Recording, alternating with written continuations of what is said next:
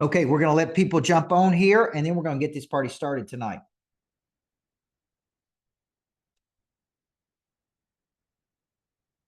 I trust that you guys are off to a good start and having a good evening. All right, and let's see. I'm going to go ahead and make Jana and Kelly co-host. That way you guys can allow people in when they enter into the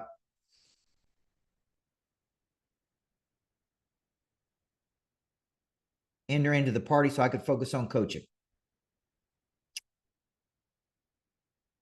Okay. Before we get started tonight, obviously this is a 2-night series on the new book, The Perfect Concept. How many of you have ordered the book, The Perfect Concept? Okay, good. Thank you. How many of you have already gotten the book, The Perfect Concept? Perfect. Josh has gotten it. Art has gotten it. Dawn has gotten it. Okay, good. It's probably on the way if you haven't gotten it. How many of you are waiting to see if I deliver tonight before you order the book? Colby, I like to tell people if they think they're taking a risk on me, I'm the least riskiest person you're going to bet on, okay? Because I'm going to show up and always deliver over and over and over. You can order the book. Kelly can post it on the website at coachburt.com.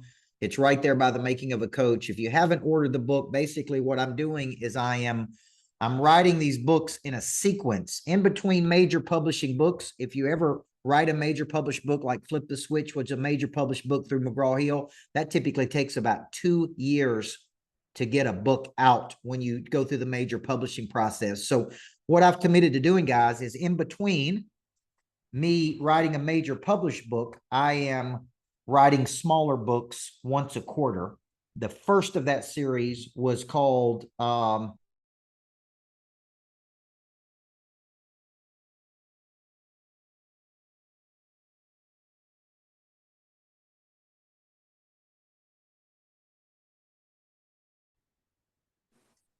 okay, Speak, Coach, Train, Lead. And then the next book, which would be book number 2, is called The Perfect Concept, which is the new book that's out. Okay. All right. Kelly and Jana, are you guys seeing these people entering the room that you could let in where it says at the top? All right. Perfect. Just want to make sure we're getting those people in. Okay. All right. So the first book was called The Making of a Coach. All right. And that was book number 1. And then book number 2 is called The Perfect Concept. All right. Which is a book I'm going to be talking about tonight. If you order it, the book, it typically takes, with the U.S. Post Office, it could take a couple days for the book to get there. But nonetheless, as soon as you order it, we put those in the mail the very next day and we get started. Now, let's get started tonight. This is a 2-night series, 7 p.m. both nights. Okay, 7 p.m. both nights. Okay, if you got a Zoom cancellation today, that was an error. So the Zoom's obviously not canceled because I'm here and you're here.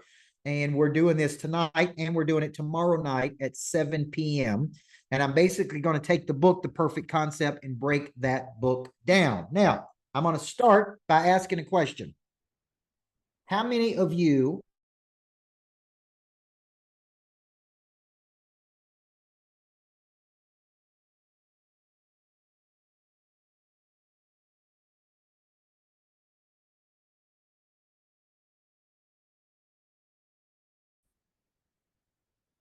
okay? I don't know why I'm freezing up here. Okay. All right. So let me go back to my question. All right. So I'm not frozen here. I'm not sure why I'm freezing up all of a sudden tonight. We did have some storms earlier. Now, question. How many of you have ever had an idea and you thought the idea could be monetized if you just took the idea and did something with it? Raise your hand, please. Okay, good. How many of you have ever seen someone else take an idea that's similar to your idea and actually make a lot of money with that idea?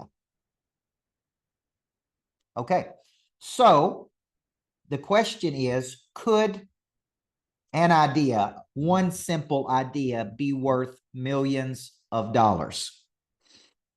Okay, every business that you've ever gone to, every franchise that you've ever seen, every licensing deal you've ever seen started with one simple idea. Okay. And I like to use the example of the Greatness Factory. Okay. The Greatness Factory is probably worth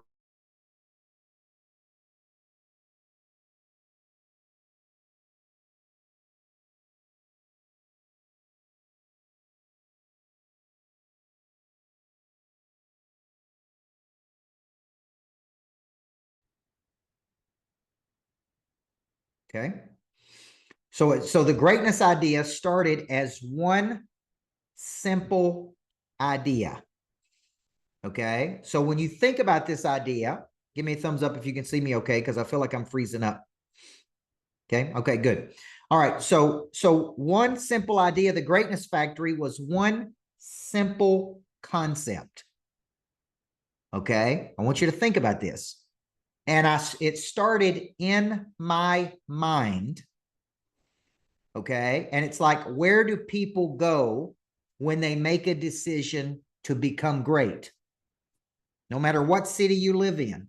And I started asking, where do people go? Right? Where do people go to manufacture their talent? Where do people go to be around other great people? Where do people go? And then I started thinking, well, some people go to country clubs, but I've been a member of a country club and I didn't fit in very well. And I'm like, man, I don't like being a member of this country club. And you know, a lot of people walked around the country club like they had a lot of money, and I knew I made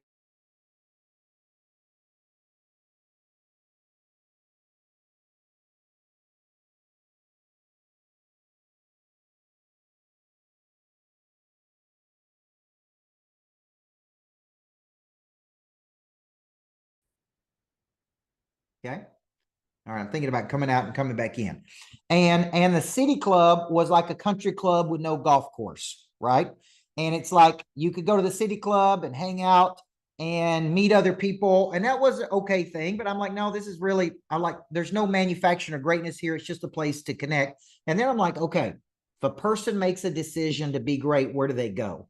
They can't go to the YMCA. They can't go to the local church. They can't go here. And I started remembering that as a young basketball coach, I used to say to moms and dads, thank you for bringing your daughter to the Greatness Factory. Okay, where we are going to manufacture your daughter's greatness. Okay, now that is one simple concept. Okay, and we go, hey, it's a good concept. How many of you think it's a good concept? Okay, it's a good concept. Okay. Now let's just say for a second, Casey Joyner, that Greatness Factory kicks off. Let's just pretend hypothetically between $300,000 and $500,000 of positive cash flow per year. And let's pretend for a second that I license the idea and there's not one Greatness Factory, but there are 50.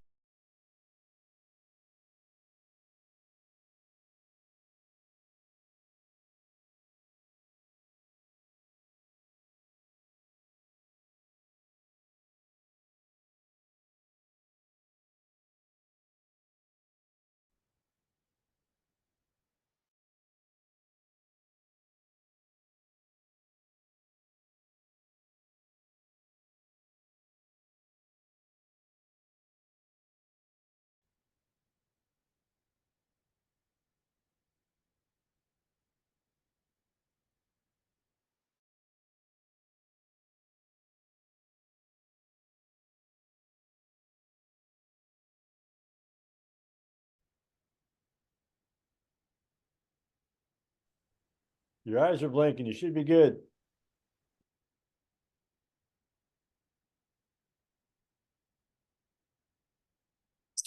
Okay. I'm trying to see what's happening here because this typically does not happen on my home internet.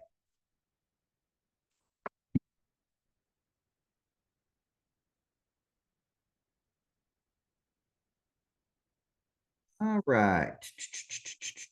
Come on back, folks. Coming on back.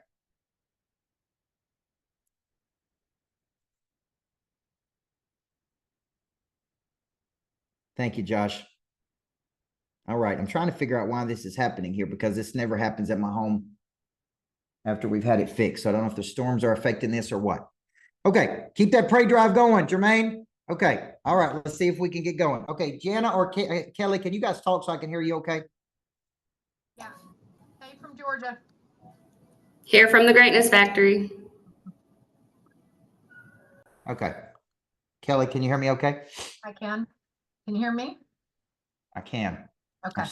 I'm still moving very slow tonight for some reason on my Yeah, internet. So. it is. Okay. Am I frozen or am I talking okay? You're talking okay right now, Coach. Okay. All right. Let's keep this party going then. So let's just pretend for a second that that idea was scaled to other parts of the country, and there were 50 greatness factories kicking off $300,000 a year. Okay. And that produced, let's just say, $15 million per year. Now, would that be a good concept then? Yes or no? Okay. So could one idea be worth $15 million or $20 million? And the answer to that question is yes. So when you think about the perfect concept, I want you to broaden your scope just a little bit and not just think about a book title. I want you to think about a concept. Okay. Now, if we were thinking about book titles, we could go back in the day, and let's think about some of the best book titles you've ever read. Type in the chat box some of the best book titles you've ever read. Like when I was doing this exercise and I put in the book, Good to Great. How many of you guys read Good to Great? There you go, Jermaine Edwards, right out of the gate. How many of you read Rich Dad, Poor Dad? Okay. How many of you read Think and Grow Rich? There you go, Jim. How many of you read How to Win Friends and Influence People? How many of you read The 7 Habits of Highly Effective People? Okay. What about The 5 Dysfunctions of Teams? What about Maxwell, The 21 Laws of Leadership? Look, folks, these are simple concepts that have made millions of dollars. So a lot of people discount. Now, how many of you have seen something and you're like, man, that's a terrible concept? Like you could go to the bookstore tomorrow and you could go, gosh, that's a terrible concept. Or that concept has already been done. Or, right, it's like somebody's already played that concept out. So when I wrote this book, what I'm really saying is before you become known and famous in the world, learn how to position by concept. Okay. Now we have some people on here who sell insurance, and insurance, it's hard to make insurance sexy. Can we all agree? Okay. It's hard to make it interesting, but everybody has to have it. So some of these people come along and they go, you know what? What if we call it, these are whole life people or UILs or those things. And they come along and they go, what if we call it infinite banking? What if we call it become your own bank? What if we called insurance, right? See, think of all the titles. What if we call it 0% in taxes? What if we call it this? And what they're really doing is they're selling insurance, but they're giving it a better name. Okay. And this is why this is so important to this equation. Okay. So when I was writing this book, I started thinking about, okay, how do I come up with great concepts? Okay. And person of interest, big concept, produce millions of dollars. Greatness Factory will produce millions of dollars. What about Pray Drive? Pray Drive has produced millions of dollars. See where I'm going? These are big concepts, $1 million follow-up. These were big concepts that I created along the way. And I want you thinking, because this was the advice I got at 28 years old. I go to a coaching event. I'm just starting my coaching business. I'm sitting in a room and the guy makes this statement. He says, before you become famous, that means known, learn how to position by concept. And I go, what is he talking about?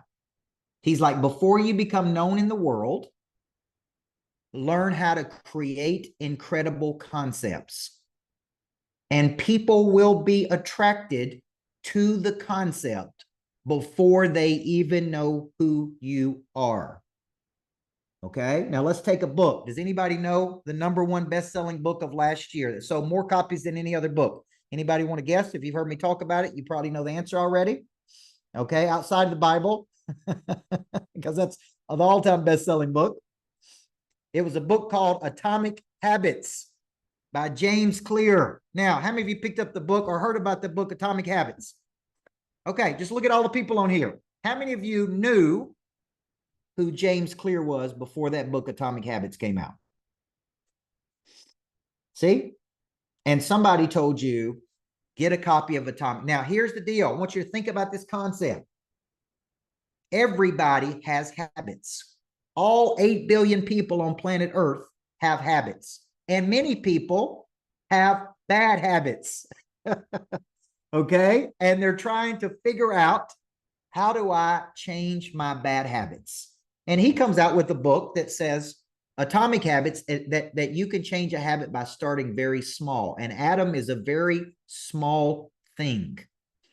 Okay. And you could start with real small things like getting up in the morning and driving to the gym is forming a habit. And that book just took off.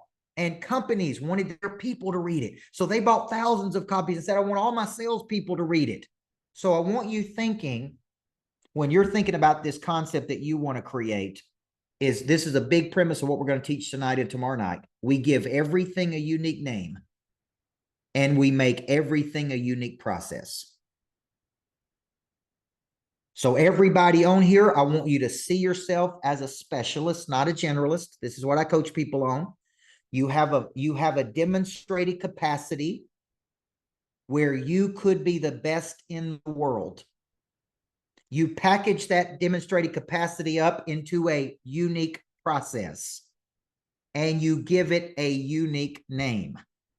Now, if you know anything about me, I trademark concepts. So when I have a concept that I think could be worth millions of dollars, I protect that concept. And I go, you know what? This is a big concept. I don't want anybody else to use it, because technically no one on planet Earth could use Prey Drive and take credit for Prey Drive in humans except me. Everybody see that? And what I'm doing is guarding against anybody else coming along. Nobody else can open up greatness factories in the world except me. And I actually tried to patent the concept of co-working and coaching and networking. So if anybody else tried to do it, they would have to pay me a licensing fee to try to do it. Everybody see that? This is a concept. Okay. So when you think about it, the first big rule we need to know is we're not normal people doing normal things. We're actually specialists doing special things. Okay. We have a demonstrated capacity, which is a capacity to do something. And we've shown that we can do it over and over and over consistently.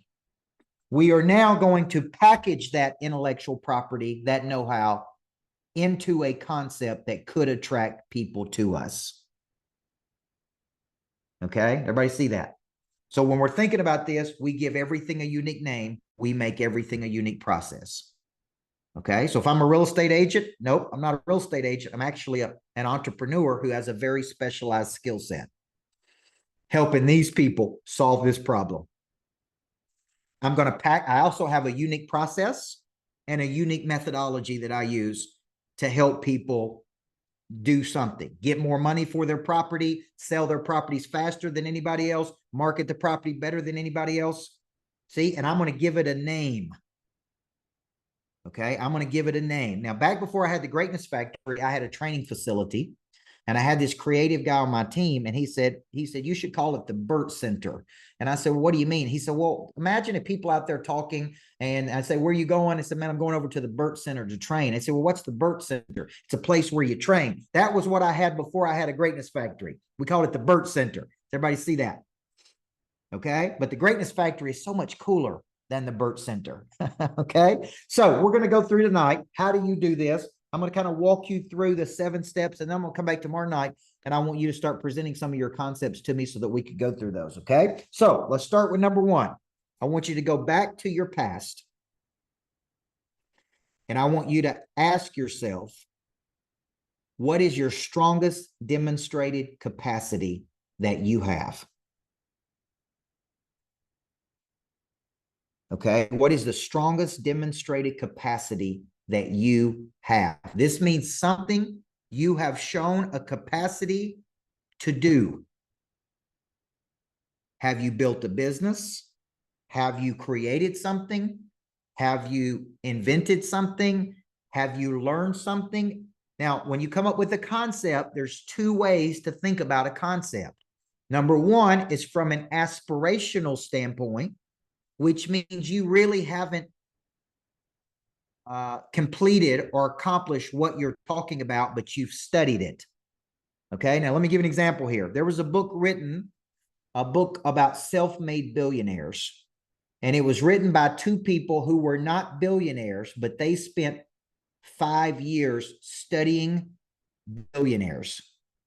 And they basically codified exactly how billionaires, self-made billionaires, became billionaires. Now, this is people who did not inherit any money. They were self-made. How many of you think that would be interesting to read? Yeah, these are people who had nothing. They didn't come from wealth. They created over $1 billion of value. These two social scientists studied those habits, codified it, put it into a book. So they didn't have a demonstrated capacity of making $1 billion or being a billionaire. They had a demonstrated capacity of studying billionaires. Okay. And then they put it into a book. This was me when I wrote Person of Interest. I was not yet a person of interest. I said, when I grow up, one of these days, I want to be a person of interest. So I studied people of interest. I deconstructed what they did. I then wrote about it in a small book. Okay. And what if I told you Person of Interest is the smallest book I've ever written out of the 20 that has actually produced the most money? How many of you would believe me? Okay. Smallest book that produced the most money. Now, Jerry, how could that book be the smallest but make me the most money? What do you think I did with that concept of person of interest? Go ahead and unmute yourself. There we go. I mean, it's the concept itself. I mean, branding, personal branding is something very few people know about. And once they hear about it, it's so easy to understand that concept of being a person that gets known. Once you get known, whatever that avenue is that you use to get known, like the James Clear situation, that's going to launch you. All right. How many of you believe the more known you are, the more opportunity you get? How many believe the more known you are, the more money you can make?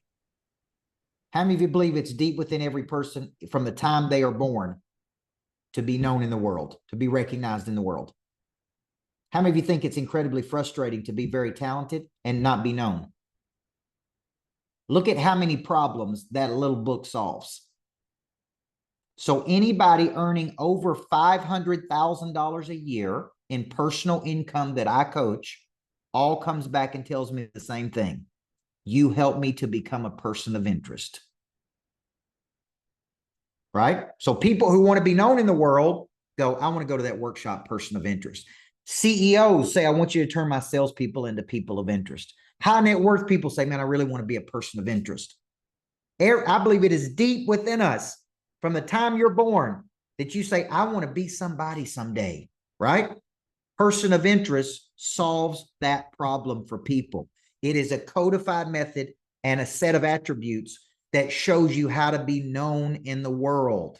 That's how the concept matters. So when you think about it, you have a demonstrated capacity. So one is an aspirational capacity. And this is very important. You don't need to write books about becoming a millionaire if you're not a millionaire. Okay? You don't need to run around and tell people that you're a specialist at building millionaires if you've never built any millionaires. Okay? And let me tell you why. It doesn't make you look good. It makes you look bad. Can we all agree? Yes or no? Okay, now it'd be different if you made $5 million a year and you tell people, I'm going to make you into a millionaire. Or if you could show a demonstrated capacity that you have produced 100 millionaires. But this is what a lot of people do. You got to think about this, guys. You could say, look, I'm not a millionaire, but I have studied the habits of millionaires. And I've broken it down into these 8 habits. And I'm using this strategy myself to become a millionaire. That is a concept from an aspirational perspective. And I'm okay with that. I haven't done this yet. But it'd be like me writing a book about how to win championships, Josh, before I won a championship as a coach. Okay? It'd be like me trying to tell you how to do something that I haven't even done. Okay? Which doesn't look good on you. Okay? So number one is there's aspirational concepts. But if you're going to study it, you got to say, man, I'm an expert. I have studied it. I've codified it. Right? This is how you do it. It'd be different if I went out and studied the top 5 coaches in America that have won championships and said, these are the habits of these coaches. and they're the best in the world at what they do. I'm not yet one of those people, but I'm studying these people. So that's aspirational concepts. Then there's a concept of a demonstrated capacity concept. And this is where you have actually done something. Okay. And you are qualified to now tell other people how to do it. So, Moshita, I didn't write the book, The Anatomy of Winning, until after I had won a championship. Because now I could say I took a place that never won in 30 years and turned it into a powerhouse. And this is exactly how I did it. Patricia Henry, you follow me here? Okay. So that is a demonstrated capacity. Now, this is very important because some of you have a demonstrated capacity from your past that you don't know how to package and use in your current or in your future. So there's something in your past that you mastered.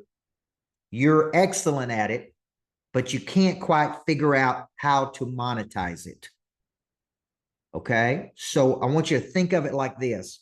I am paying you for your past. Your past helps me to build my future. Okay? And you are uniquely qualified to help who you used to be. Now, this is very important. When I first left coaching, Don Berg, I thought I'll go back and coach coaches. So Vanderbilt hired me, Ole Miss hired me, I think Kentucky hired me, and I thought this is awesome. I was a championship coach. Now I will go work with coaches. So I come up with some concept. I can't even remember what it was. And I started promoting this concept, and I go work with the Vanderbilt coaching staff. And it only took me 1 or 2 sessions to figure out I was going to be 100% miserable working with these people. Why, Renee? Because they had big egos. They weren't really coachable. They said they were coachable, but they didn't want to be coachable. So I go into my past and I go, okay, what am I qualified to do? I'm qualified to motivate people. I'm qualified to activate people's drive. I'm qualified to build teams. I'm qualified to work with coaches. And then I start working with coaches only to figure out there was no money there. And I didn't enjoy working with these people. Does everybody see that? Okay. See, some of you are going, oh, I did this, so I'll turn around and do this. So Don Berg, if you're saying, oh, I know how to write grants, I'll turn around and coach people in how to write grants. There's nothing wrong with that, but is there enough money there? And if there is, I'm all for it. But you may go down this path and go, you know what? I don't think there's any money here. And you have to follow the money. So I quickly figured out I needed to create concepts for businesses because corporate America would pay me a lot more money for my skills and concepts than athletics would. Okay. So I took my concept and I took it to the marketplace and I had a demonstrated capacity and I go, I could do this, right? And then boom, I do that. Okay. So what is your demonstrated capacity? Can you put in the chat box? I'd love to see this because the demonstrated capacity is tied to the concept.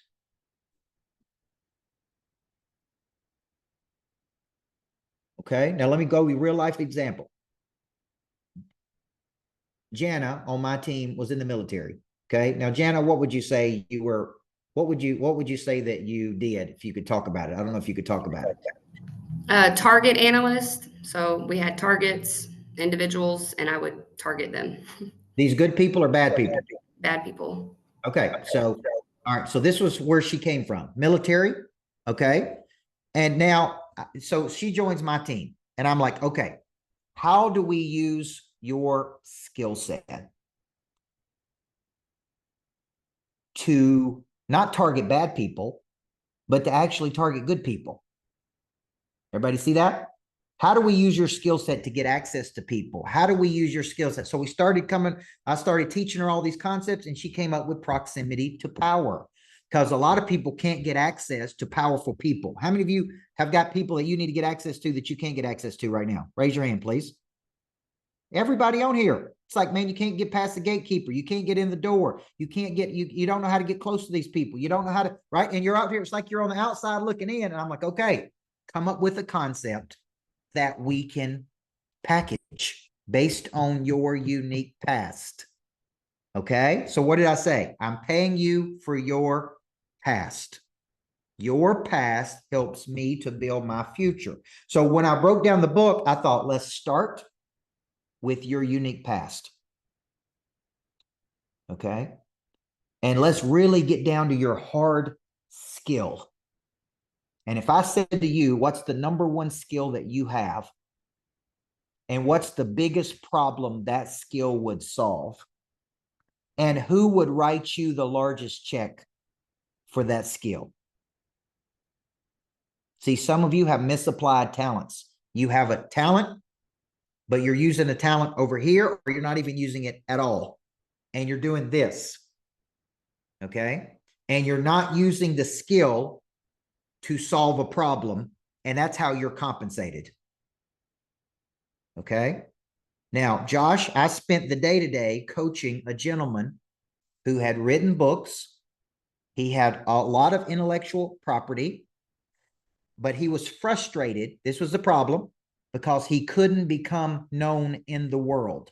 And he believed if he could just become a person of interest, that his business would blow up.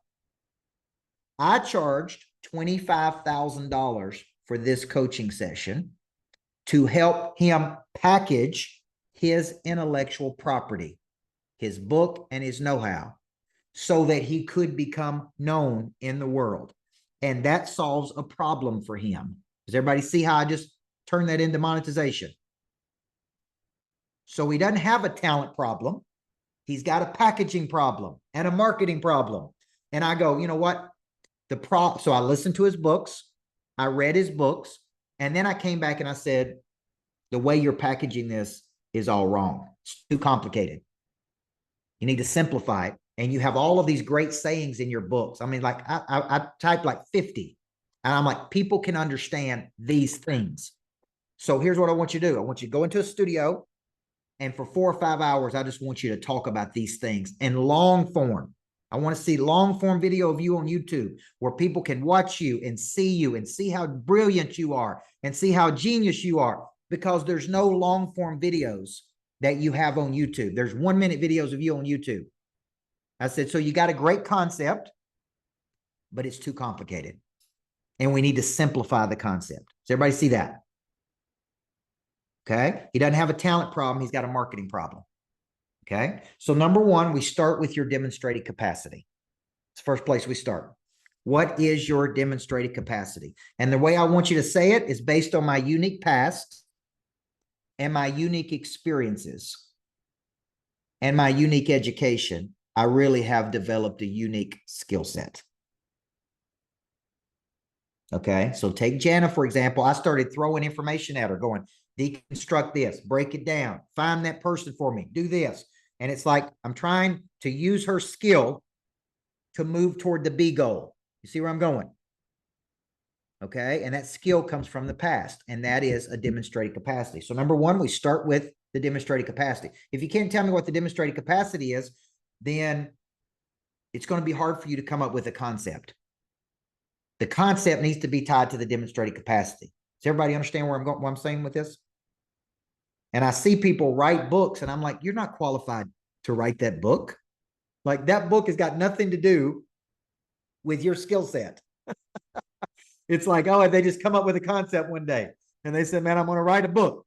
And it's like, why are you writing that book? Like, what does that have to do with where you're trying to go and what you're trying to get people to do?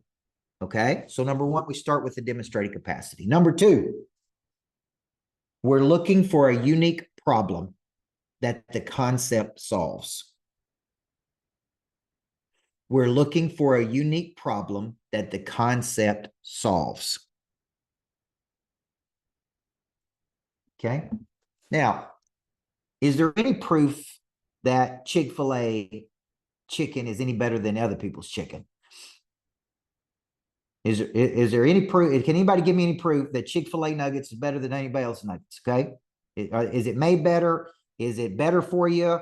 Is it healthier? Is somebody figure out a way to make fried chicken healthy? No, but the way Chick-fil-A has packaged their concepts, it's not about the chicken. What is it about? It's about the service. Do you know that the average Chick-fil-A produces $7 million per year of revenue? The next closest fast food restaurant is McDonald's at 1 million. Chick-fil-A outproduces McDonald's in terms of revenue per franchise by $6 million. And all the rest of them are way behind that. So are they selling you chicken, or are they selling you service? Are they selling you a concept? I want you to think about this. So you need to find a unique problem that the concept solves. Because money changes hands when? When problems are solved. So the concept solves a problem. Anybody know the all-time best-selling product on Shark Tank that sold the most? Scrub Daddy. Scrub Daddy. Sold more than anything. What does Scrub Daddy do? Scrubs things. Look how simple the concept is. So when you think about this concept of you have a demonstrated capacity, you create a concept that solves a problem for other people. Okay. Now we haven't packaged the concept yet. We haven't marketed the concept yet. Okay. But what is the problem you want to solve? Okay. Now I was talking to a former college basketball coach yesterday, and she's leaving coaching, and she's going into, and she has no idea what she wants to do next. And the first thing she thinks about is pharmaceutical sales. And I said, why would you want to sell pharmaceutical drugs? Like what about that appeals to you? And she said one thing, the money. And I said, you're going to trade one job that you don't like for another job that you are not going to like for the money. Am I right about that? And she's like, well, what else? Here's what she says to me. What else could I do to make this same amount of money? So let's pretend for a second she was making $200,000 coaching basketball at a major Division I school. And the way she's thinking is, how do I go out and make $200,000 doing this? Well, the only thing I could do is sell drugs, sell pharmaceutical drugs. And I'm like, no, you're thinking about this all wrong. You first should start with your demonstrated capacity and your primary skill, and then find a problem that you would be passionate about solving. A problem that fascinates you and motivates you. Okay? It wakes you up in the morning. It keeps you up at night. You think about it on the weekends. If I gave you an iPad, you could study it for hours and hours and hours. Because what if you come up with the concept that you're lukewarm toward? Right? It's like you don't have any passion about it. You don't have any energy about it. Why did you do it? Well, because you thought you could make some money doing it. So I'm like, you don't want to just quit college basketball coaching and go sell pharmaceutical drugs if that's not what you really want to do. Like, let's step back for a second and let's go, what else could we do? Now, I was a high school teacher for a number of years, and I knew teachers that were miserable teaching. Okay. And I would go to them and I'd say, now, why are you doing this? And you know what they would tell me? Well, nights off, weekends off, holidays off. And I would say, well, how many years are you going to do this? Because you're miserable, right? And they'd say, teaching would be great if it wasn't for these damn kids. And I'd be like, okay. And I'd say, so how many years are you going to do this? Here's what they would say to me. Until I retire. I'm like, you're going to do this for 30 more years and you hate doing it? You don't even like kids, for God's sake. And here's what they would say to me. What else could I do? I went to college to be a teacher. What else would I? And I'm like, I don't understand. What do you mean what else you could do? There's a million things you could do. What I'm trying to get you guys to think is, when I create concepts, this is why when I'm getting ready to write my next book, that'll be a major published book. And I go to a major publisher to write this book. I spend a year thinking about the concept. What problem do I want to solve in the world? Who would pay for this book? What do I want people to do if they read this book. So there's a difference between I just have a concept and then a concept that could sell millions of copies or make millions of dollars. And so thinking about it's like, okay, what unique problem do I want to solve in the world when I come up with this concept? You see where I'm going? This concept, like I am passionate about this problem. I could have a conviction about it, okay? So number 2 is what problem does the concept solve? Okay, what problem does the concept solve? Okay, now let's take it one step deeper. And all of this is in the book, The Perfect Concept. It's chapters, okay? Let's take it one step deeper, and then I'll take some questions and play pitch and catch. There's what's called a fundamental relationship between 3 things: your skill, the problem, and the concept. So I want you to think about a perfect relationship between your skill, which comes from where? Deborah, your demonstrated capacity, your past.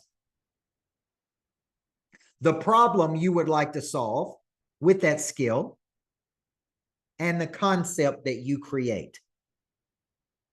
And it's like the perfect mix between these 3 things. Now, let me give you an example. I wrote 17 books before I wrote 17, folks, and I had some bad concepts. I'm just going to tell you, my first 2 books, we don't even sell those books. I don't even want you to get your hands on those books. I don't want, a matter of fact, I ought to get some copies of those books and give them away to show people there is hope that you can write a bestseller at some point in your life. Because my first 2 books were so average. Okay. Now,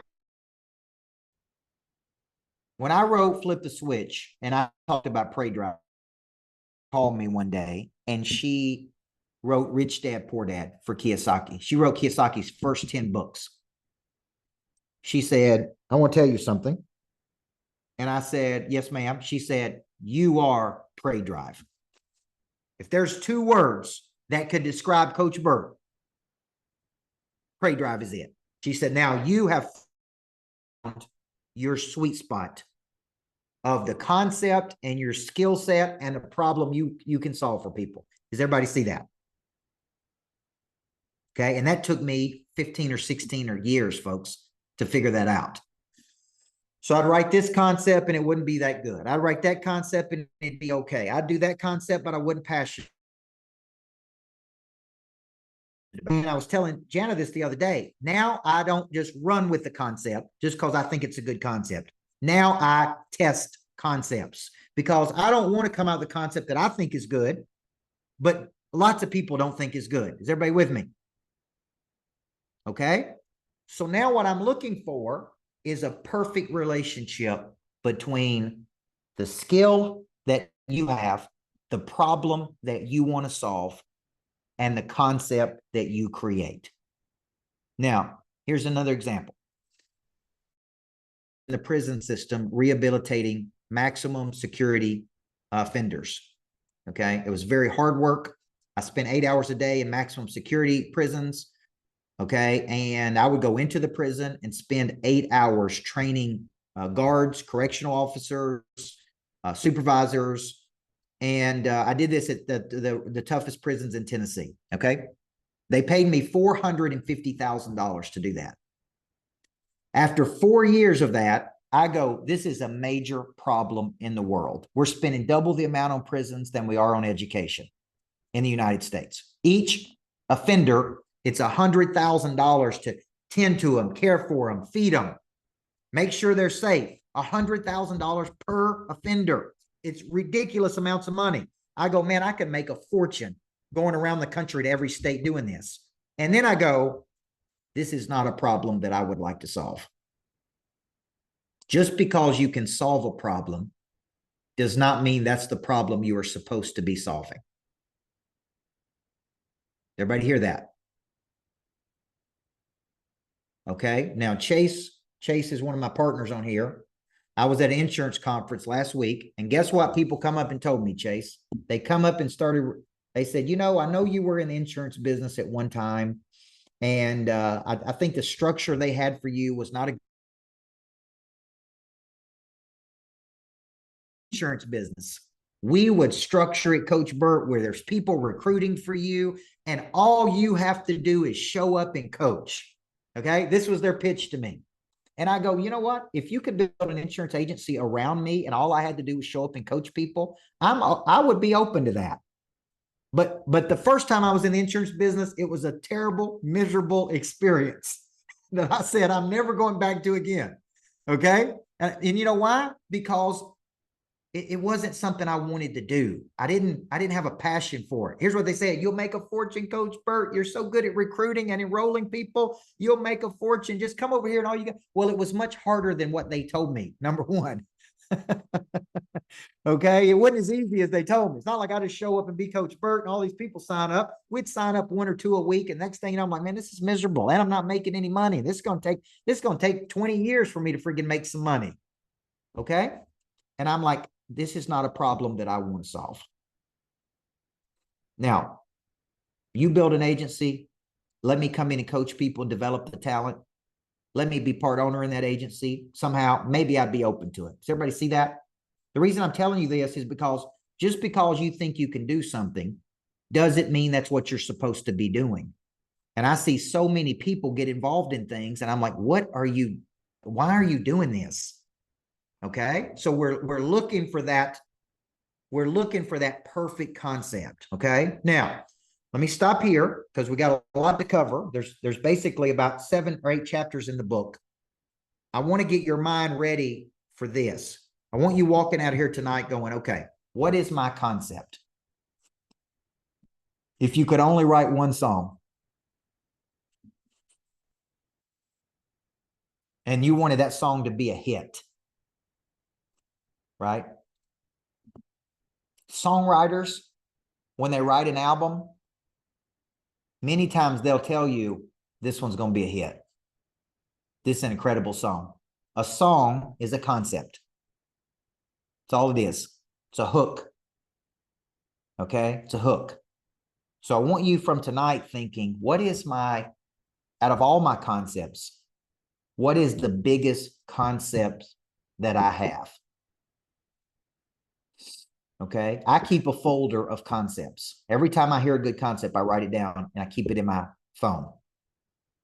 Okay. And I look at those and sometimes I'll go, this is a great concept. And then I'll go back and look at it again and I go, now it's good, but it's not great. Now, Jim Collins wrote a book called Built to Last. And that was his first big book, one of his first big books. And he was having dinner with his best friend one night. And he asked his best friend, have you read my new book, Built to Last? And he kind of grimaced and he goes, Jim, he said, I don't want to hurt your feelings, but that book is of no value to me. And he said, what do you mean? Like I spent 5 years writing that book. And he said, I am not trying to be built to last. I am trying to go from good to great. And that became Jim Collins' all-time best-selling book, Good to Great. How many people are trying to go from good to great, folks? I mean, think about it. Okay, one more. If you think that John Maxwell comes up with all of his book titles, you would be wrong. If he's written 100 books, he's out golfing one day with his buddies, and his buddy says, man, I just read a book called The 21 Laws of Marketing, 21 Irrefutable Laws of Marketing. He said, it was a great book about marketing. And he said, John, you should write a book called The 21 Laws of Leadership. And he goes, boom, great book title. They come up with 79 laws of leadership. They boil it down to 21, and that becomes one of his first all-time best-selling books, The 21 Laws of Leadership. Does everybody see that? Okay, so I want you to think, I didn't come up with Pray Drive. I heard another person use Pray Drive at a conference I was at, and I go, he just glossed over it. He just talked about a dog having a Pray Drive. And I go, Pray Drive? What is that? That's interesting. And I Google it, and I see animals' ability to stalk, capture, kill prey. I go, boom, humans have a prey drive.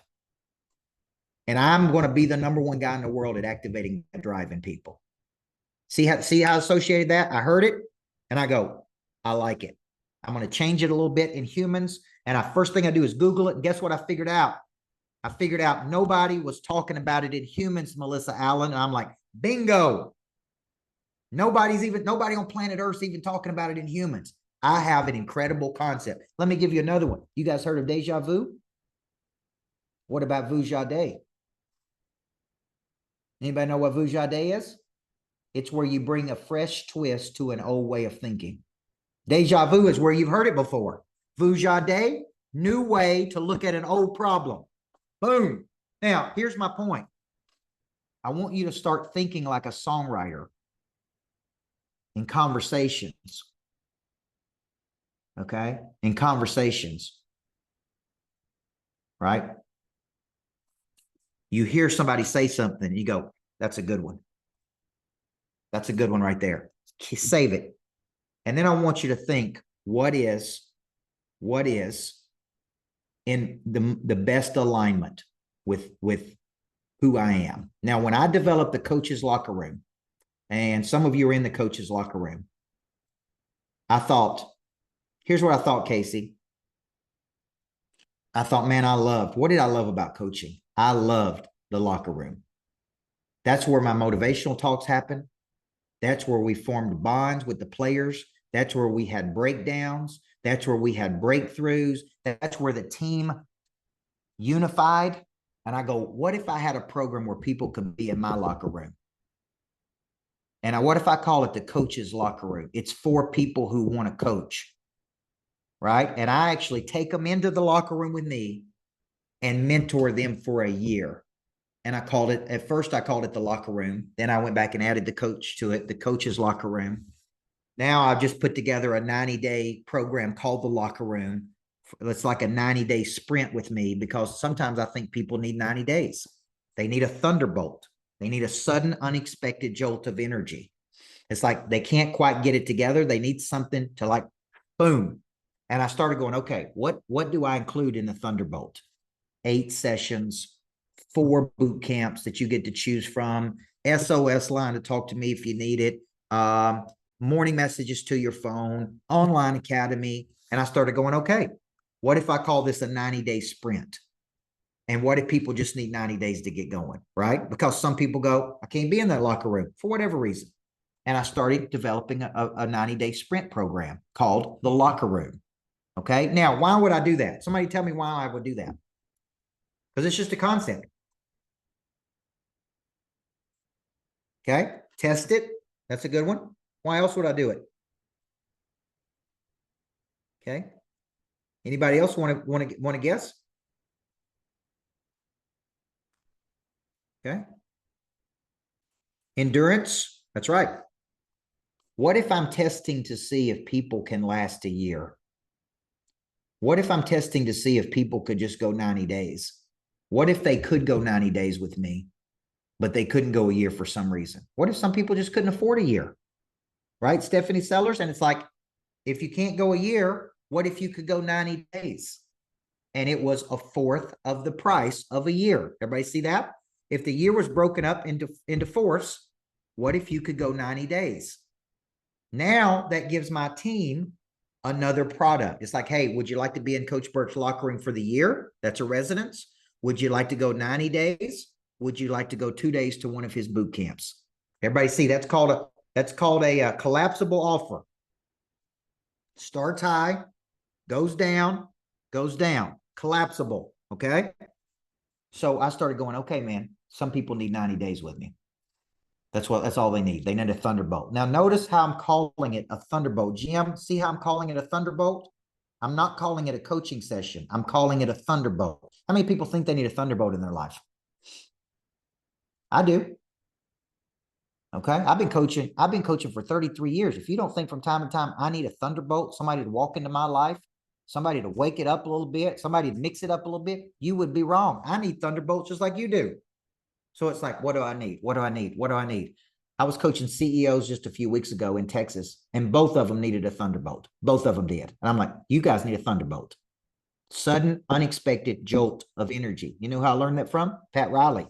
Pat Riley talked about in The Winner Within, probably one of the greatest coaching books of all time. He talked about how teams needed thunderbolts.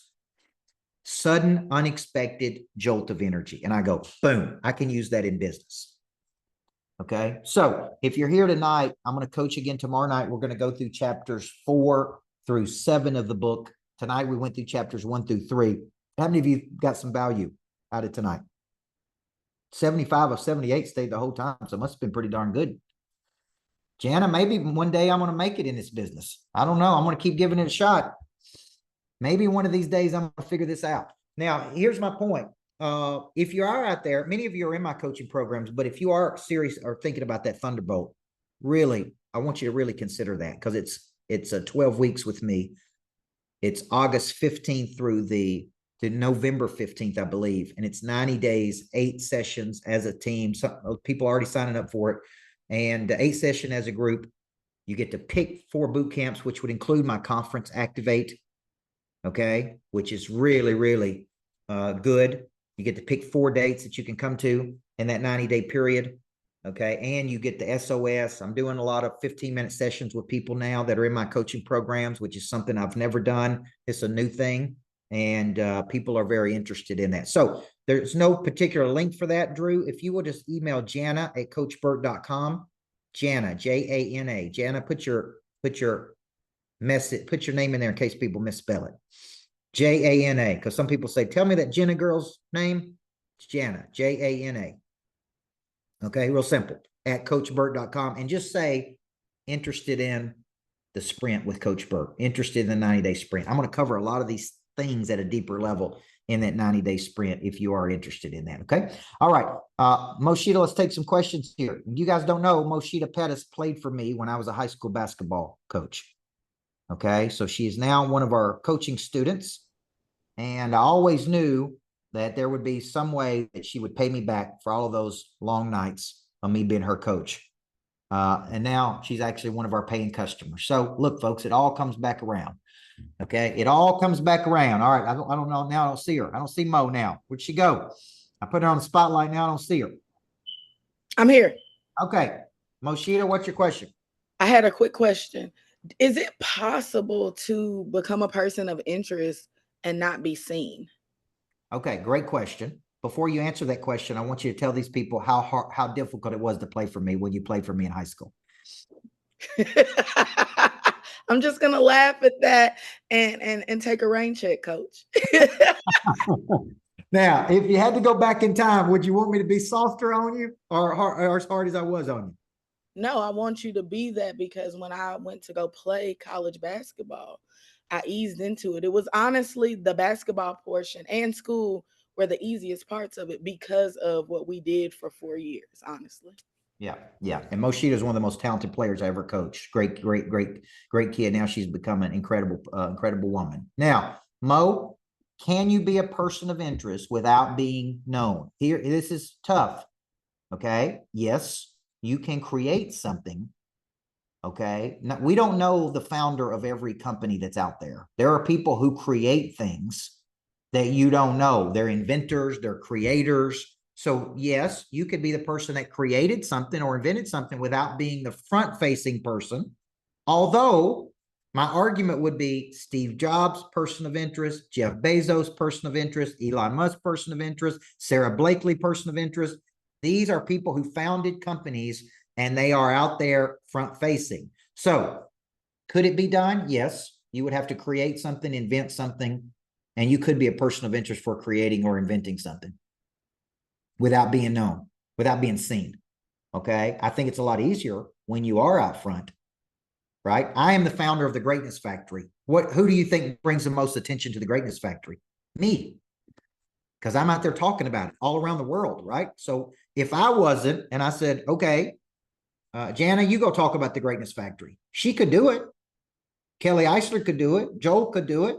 But I have a big platform that I've cultivated over the last X number of years. And that is a benefit to the Greatness Factory.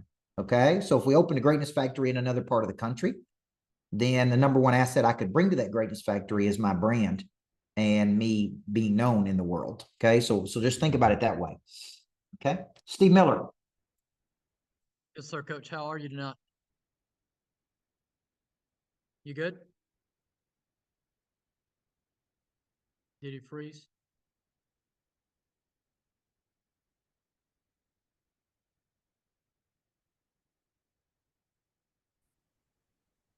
All right, go ahead. I can hear you. All right, I got you now. Yeah, you know, over time, I've noticed, and I've been with you now for about 6 months. Um, in conversation and talking and coaching, you've talked about coming up with Pray Drive as the concept, and that really defined you. You know, one of the things for me is it's taken time to really nail down a concept and get into, you know, really my concept is. Can you talk a minute about that process and how long that took you to come up with Pray Drive, you know, so that maybe some of these guys go just Yeah. because they don't have it right now that it's still possible?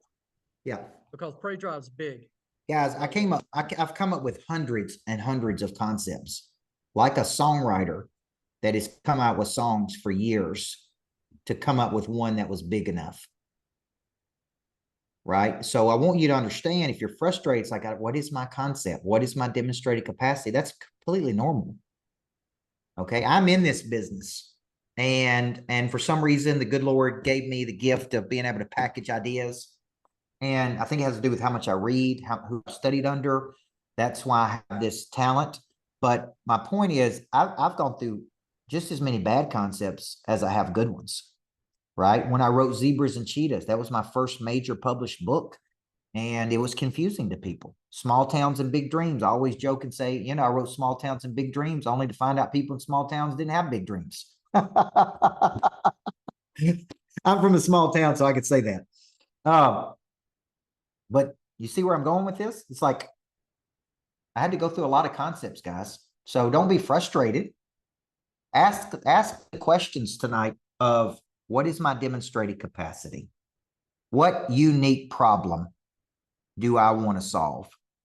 What is the perfect relationship between my skill and the problem and the concept? Everybody see that? Okay. Now, what I got into today is I actually tried to get this gentleman who's very talented to commercialize a concept, which means make it broader than just this one thing. Everybody see that? Instead of him just talking about selling businesses and being a business broker and having this theory on business, I'm like, I want to help. I want you to become interesting to the whole marketplace. Let's open this up. Let's talk about bigger concepts than just this one concept. Okay.